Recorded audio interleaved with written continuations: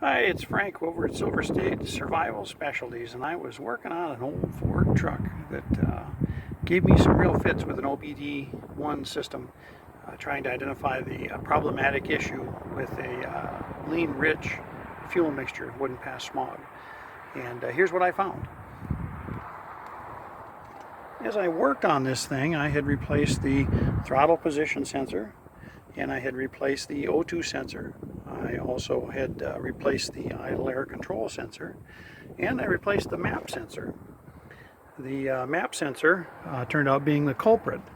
The map sensor that I replaced it with was defective. The original one was also bad, and I wound up on a whim just trying a junkyard part, and the junkyard part turned out being perfectly functional and resolved the problem completely.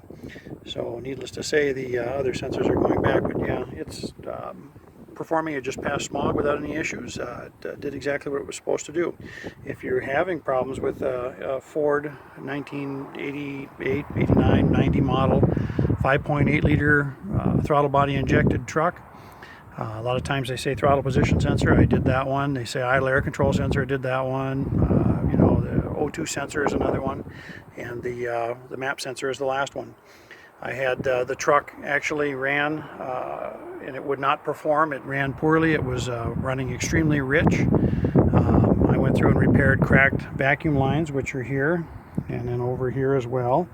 And then up on top of the manifold, I put on some new vacuum caps and some new lines there to make sure that I had adequate vacuum seal. The other sensors seemed to be functioning properly. I could not get an OBD1 reading, as the OBD1 reader wouldn't work properly. And the light for the check engine on this particular truck was burned out. So with all those things done, and then I would replace one sensor and find no improvement. I'd replace another sensor and find no improvement. And I was like, those are the four main culprits in this type of problem.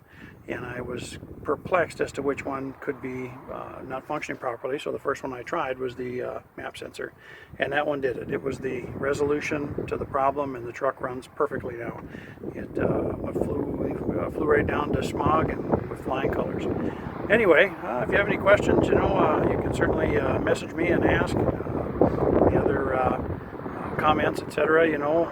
Just like I say, if you're pulling your hair out trying to figure out what's making these things run poorly, those are your four main culprits. And when you replace one and no improvement, you just seem to go down the list. And if you get them all replaced and you find out you still have no improvement, you might have a dud. Anyway, this is Frank, and I'm out.